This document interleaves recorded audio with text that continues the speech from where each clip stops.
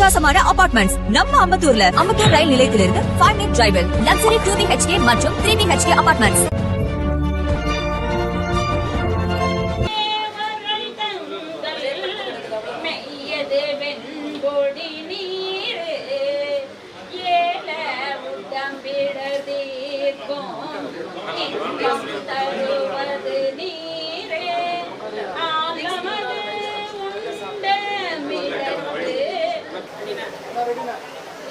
இலக்கிய செல்வர் தமிழ் தேசிய தென்றல் ஐயா குமரி அனந்தன் அவர்கள் என்று நம்மிடையே இல்லை.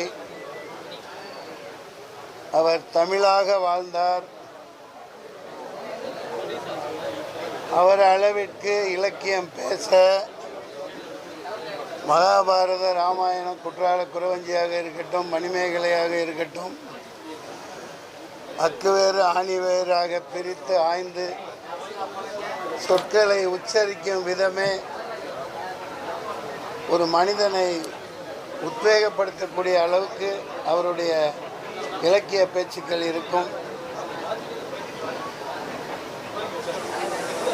அன்னாரின் பேச்சுக்கு நான் மிக மிக அடிமை. சென்னையில் முதலில் வந்த பொழுது 89, 90களில் இருந்து வடபழனியில் பல இடங்களில் நடக்கும் எந்த பொதுக்கூட்டத்திற்கும் அவருடைய பேச்சுக்காக நான் செல்வேன். அப்படி ஒரு தமிழ் பேசக்கூடிய ஒரு மனிதன் இப்போ தமிழ்நாட்டில் இல்லை. அது ரொம்ப வேதனையானது.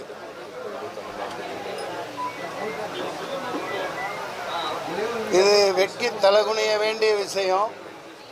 அவர் ஆற்றிய தொண்டு அரசியல் களத்தை விட தமிழ்நாட்டில் அவர் அளவுக்கு பேசக்கூடிய ஒரு சைவத்தில் இருந்து தமிழ் எப்படி சைவம் வளர்த்ததுங்கிறத அற்புதமாக அவர் உரையாற்ற கேட்டிருக்கேன்.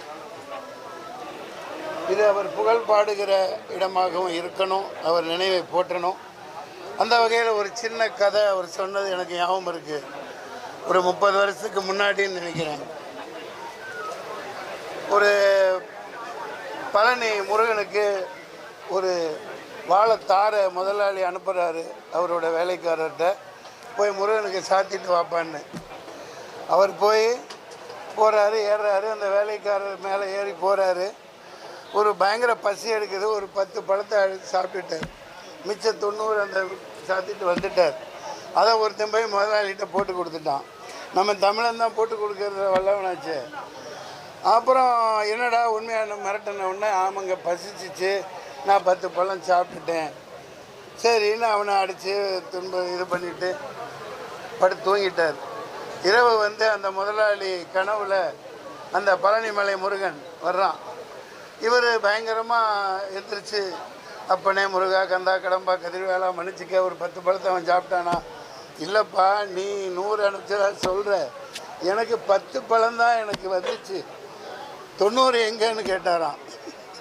அந்த சாறு எங்கேன்னு கேட்ட மாதிரி. அப்போ என்ன தெரியுதுன்னா, அந்த ஏழைக்கு இட்ட அந்த உணவு அவன் சாப்பிட்டது தான் அந்த இறைவனுக்கு போய் சேர்ந்துருக்கு. ஆனால் ஆளும் அரசுகள் இந்த ஏழைகளாகவே வச்சு கொடுமைப்படுத்தி பணக்காரனை வாழ வைக்கிறாங்க. அதனால் உண்மையான ஒரு சைவ ஆட்சியெல்லாம் நடக்கணும்னா இந்து முஸ்லீம்னு இந்த கலவரத்தை உண்டு பண்ணுற நடைமுறை இருக்கிற நாட்டில் உண்மையான ஒரு சைவத்தை அமல்படுத்துங்க. எல்லா மக்களையும் மதிங்க, எல்லாத்துக்கும் உரிமைகளை பிரித்து கொடுங்க. இன்னொரு வேண்டுகோளாக இதை நான் வைப்பேன். யார் வைக்கிறாங்களோ இல்லையோ, குமரி அனந்தன் இருந்தார், வாழ்ந்தார், மறைந்தார் அல்ல.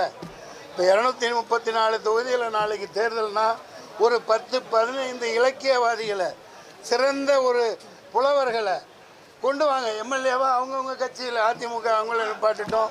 வெறும் பணம் சம்பாதிக்கிற எந்திரங்களை மட்டும் வைக்காதீங்க. அதிமுகவுக்கும் சொல்லிக்கிறேன், திமுகவுக்கும் சொல்லிக்கிறேன், மற்ற எதிர்கட்சிகள் எல்லாத்துக்கும் சொல்லிக்கிறேன். இப்போ சமீபத்தில் பார்க்குறீங்க, உங்கள் பத்திரிகையாளருக்கு தெரியாது, எதுவுமே கிடையாது. 100 கோடி பிடிக்கிறாங்க பணம், 1000 கோடி பிடிக்கிறாங்க, அமலாக்கத்துறை வர்றாங்க, அரசியல் இருக்கே இல்லைங்கள, 150 கோடி தங்கம் பிடிக்கப்படுது. ஏண்டா நீ ஜனநாயக முறைப்படி வாழ்ந்து ஒழுங்காக இருந்தால் இவ்வளோ எப்படா நீ கொள்ளையடிப்ப? அதனால் சும்மா ஒரு இவர் பேரில் விருது வழங்குறது, சிலை திறக்கிறது, அதெல்லாம் பத்தாது. குமரி அனந்தன் பேச்சை இளைஞர்கள் கேளுங்க, அப்படியே நரம்பு புடைக்கும். அவர் உச்சரிப்பு அவ்வளவு அசத்தலாக இருக்கும். பாரதியாரை பேசினாலும் சரி, பாரதிதாசனை பேசினாலும் சரி, பழைய இப்போலாம் வாட்ஸ்அப்பில் அதை கொண்டு வந்திருப்பாங்கன்னு நினைக்கிறேன், கேட்டு பாருங்க.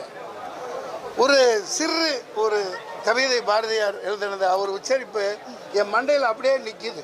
நான் பல ஹிந்தி பேசினாலும் சமஸ்கிருதம் பேசினாலும் பல ஸ்டேட்டுக்கு போனாலும், அக்கினி குஞ்சொன்று கண்டேன் அதை அங்கு ஒரு காட்டில் ஒரு பொந்திடை வைத்தேன் வெந்து நின்றது காடு தழல் வீரத்து குஞ்சென்று பென்று முண்டோதின் தெரிகிறதாம். இன்னும் அற்புதமாக பேசுவேன். அந்த உச்சரிப்பு இருக்கு பாருங்க, அப்படியே நம்மளை தமிழ் கற்க தோன்றும். வாங்க ஆசிரியர், வாங்க ஐயா, சுப்பவி ஐயா வாங்க. அப்படி ஒரு தமிழால் ஈர்க்கப்பட்டவன். தமிழ்நாட்டில் இனிமேல் எந்த கட்சி வந்தாலும் ஒரு எம்எல்ஏவா ஒரு 10-15 புலவர்களை நியமிங்க, அதிகாரத்துக்கு அவங்கள கொண்டு வாங்க. அப்பத்தான் தமிழ் வாழும், தமிழ் இந்தியாவை ஆளும். அப்படிப்பட்ட ஒரு மாமனிதரை இழந்துட்டோம். அவர் அளவுக்கு தமிழ் பேசக்கூடிய ஆள் இல்லை, எங்கேயுமே இல்லை. அது எனக்கு ரொம்ப மன வருத்தமாக இருக்குது. இந்த இரங்கல் கூட்டத்தில் அன்னாரின் ஆன்மா சாந்தி அடைய வேண்டும். அதை வருகிற அரசுகள் இதை நிறைவேற்றணும். ஆட்சி அதிகாரத்தில் இலக்கியவாதிகளை, புலவர்களை, தமிழ் காப்பவர்களை எந்த பாகுபாடும் இல்லாமல், எந்த சமரசமும் இல்லாமல் நிப்பாட்டுங்க.